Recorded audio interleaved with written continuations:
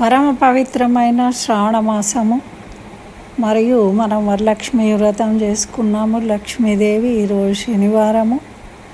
మరి వెంకటేశ్వర స్వామిని దర్శించుకోవడము, నరసింహస్వామిని దర్శించుకోవడము, పూజ చేసుకోవడము, ఇవన్నీ చాలా విశేషాలు.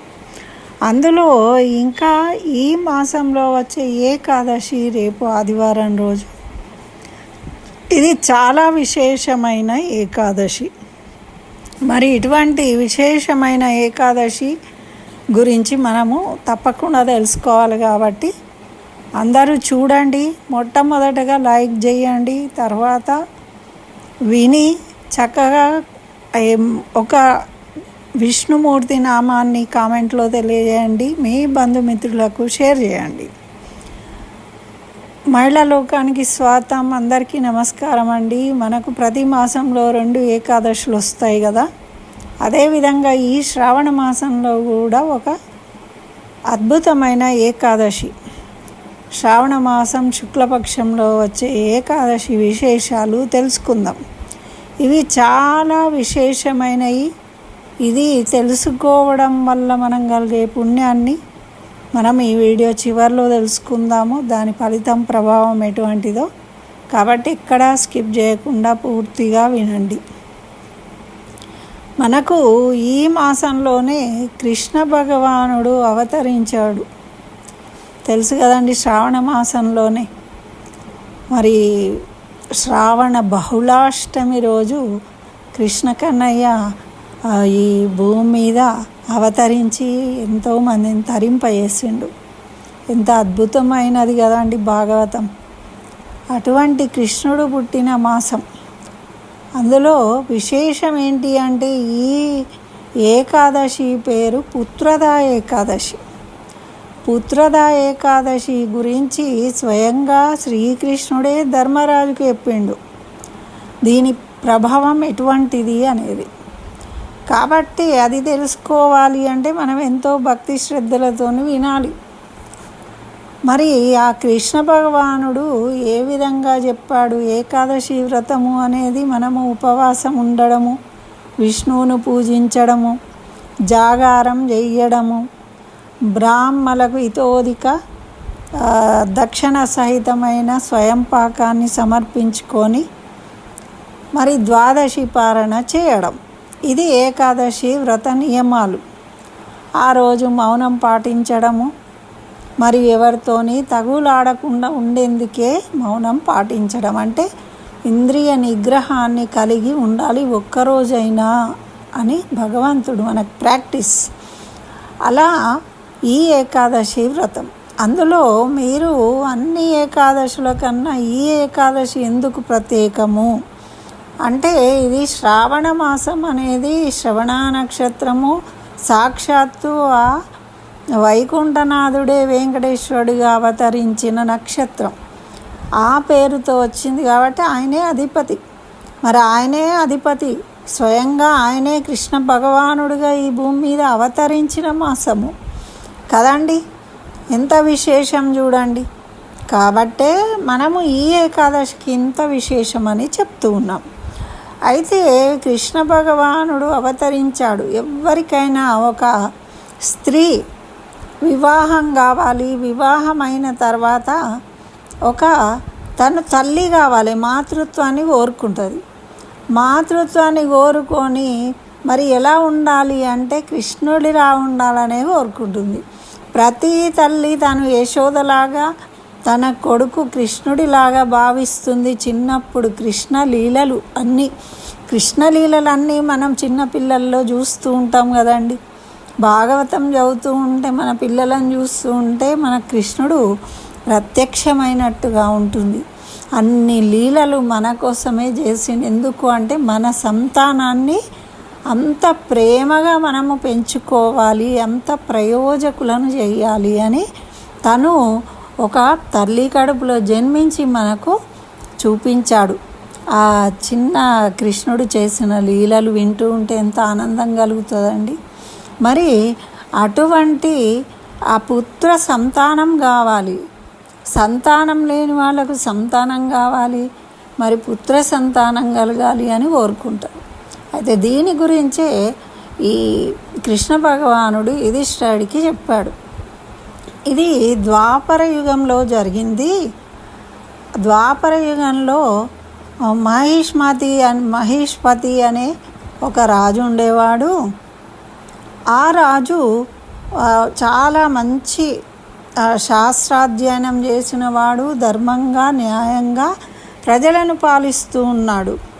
అయితే మరి ఇంత మంచి రాజు బ్రాహ్మలను గౌరవించేవాడు, భక్తులను సన్మానించేవాడు, దేవతలను గౌరవించేవాడు, పూజలు చేసేవాడు, అంటే ధర్మంగా నడుచుకునేవాడు. మరి ప్రజలను తన సొంత బిడ్డలుగా పాలించేవాడు, దుష్టులను శిక్షించేవాడు, ఏమాత్రం కూడా పక్షపాతం లేకుండా బంధువులు అని స్నేహితులు అని అటువంటిది ఏమీ లేకుండా. అటువంటి రాజుకు సంతానం లేదట. సంతానం లేదు అని ఆయన బాధపడుతూ ఉండేవాడు.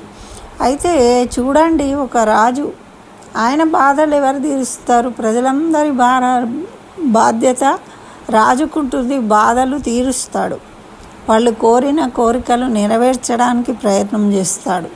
మరి ఆ రాజుకు కలిగిన ఈ బాధను ప్రజలందరినీ సమావేశపరిచి రాజు ప్రజలకు చెప్పాడట, ఓ ప్రజలారా, నాకు సంతానం లేకపోవడం అనేది నాకు చాలా బాధ కలిగిస్తూ ఉన్నది.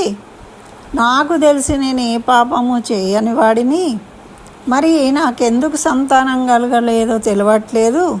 మీ అందరినీ నాకు పుత్రుల్లాగా నేను బిడ్డల్లాగా భావించి పరిపాలిస్తున్నా, న్యాయంగా ధర్మంగా నడుచుకుంటూ ఉన్నా. నాకు తెలిసినంతలో బ్రాహ్మణులకు చక్కగా గౌరవిస్తున్నా, దేవతలను పూజిస్తున్నా, అన్నీ సక్రమంగా జరుగుతూ ఉన్నాయి. మరి నాకు సంతానం లేకపోవడానికి కారణం ఏంటో నాకు తెలియటం లేదు. కాబట్టి దీని గురించి మీరందరూ ఆలోచించవలసిందిగా కోరుతున్నానని తెలియజేసిండు. చూడండి, రాజు తన పిల్లలకు తన బాధను తెలుపుకున్నాడు.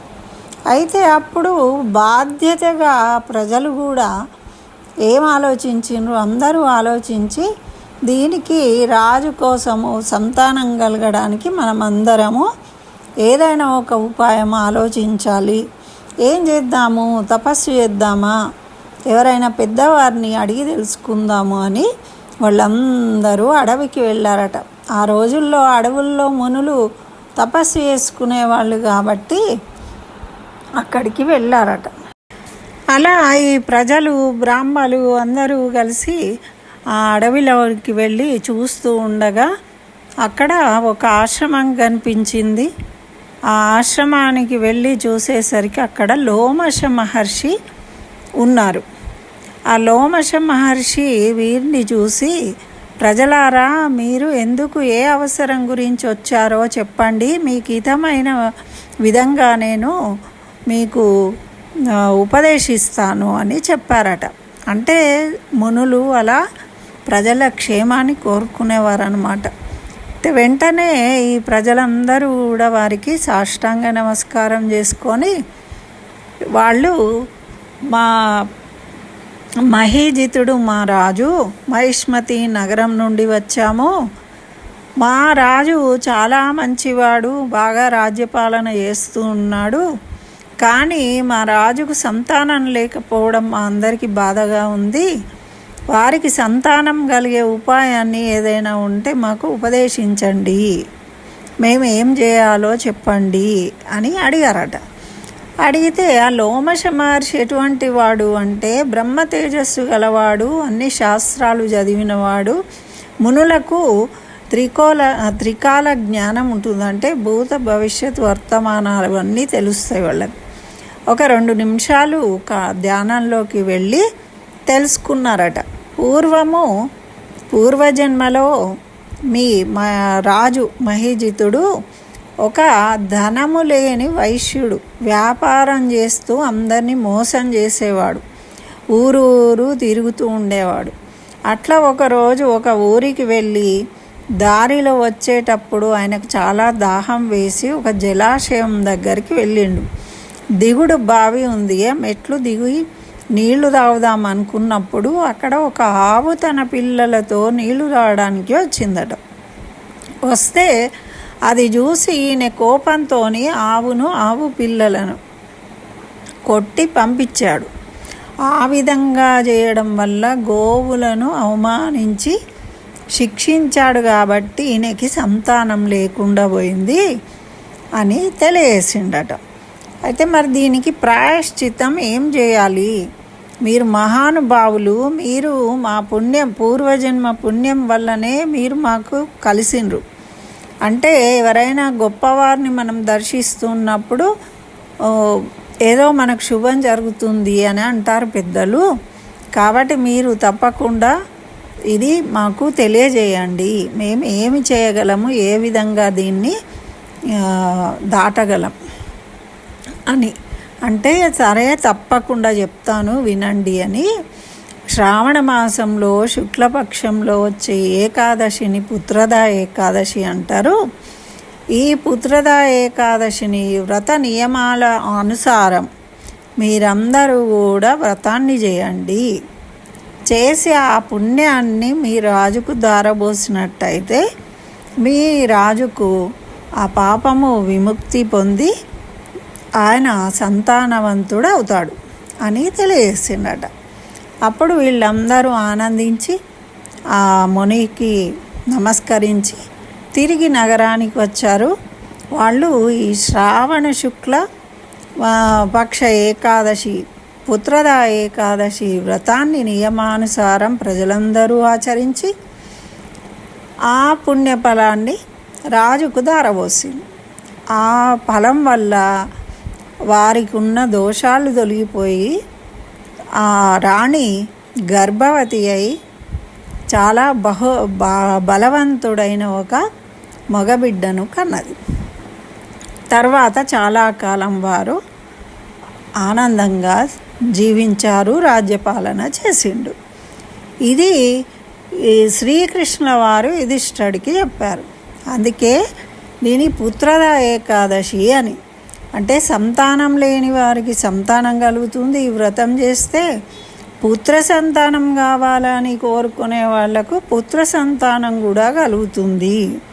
మరి కోరికలు నెరవేరుస్తుంది. కోరికలు కోరుకునే వాళ్ళు ఏ కోరికైనా కూడా వాళ్ళ కోరికలు నెరవేరుస్తుంది. కృష్ణ భగవానుడు అందరి కోరికలను నెరవేర్చిండు. ఎవరు ఏ విధంగా కోరుకుంటే వాళ్ళ కోరికను నెరవేర్చిండు. అలాంటి కృష్ణ భగవానుడు చెప్పిన ఈ పుణ్యకథను మనం అందరం వింటున్నాము. అదేవిధంగా మన కోరికలు నెరవేరాలి. ఏకాదశి వ్రతం చేసి చక్కగా ఇది మనకు పుత్రదా ఏకాదశి కాబట్టి ఎవరైతే సంతానం కావాలి, పుత్ర సంతానం కావాలనుకుంటున్నారో వాళ్ళందరూ కూడా ఈ ఏకాదశి మొదలుకొని కృష్ణాష్టమి వరకు, బహుళపక్షంలో అష్టమి నాడు కృష్ణాష్టమి జరుగుతుంది. ఆ రోజు వరకు ప్రతిరోజు తప్పకుండా స్నానం చేసి ఆ కృష్ణుడికి అభిషేకం చేసి పాలతోని నీళ్ళతోని ఆ తీర్థాన్ని తీసుకున్నట్టయితే వాళ్ళందరికీ కూడా సంతానం కలుగుతుంది.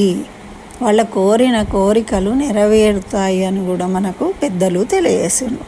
ఇంత విశేషమైన ఈ కథను విన్నా చదివినా అందరికీ కూడా ఇహపర సుఖాలు లభిస్తాయి, వారి పాపాలన్నీ తొలగిపోతాయి అని మనకు పద్మపురాణం తెలియజేస్తుంది. కాబట్టి అందరూ చక్కగా వినండి, లైక్ చేయండి, మరియు మీ కామెంట్లో ఓం శ్రీకృష్ణాయ నమః అనే నామాన్ని రాయండి. మీ బంధుమిత్రులకు షేర్ చేయండి. ఇంకా నా ఛానల్ సబ్స్క్రైబ్ చేయకుంటే సబ్స్క్రైబ్ చేయండి. స్వస్తి. సర్వం శ్రీకృష్ణ చరణారవిందార్పణమస్తు.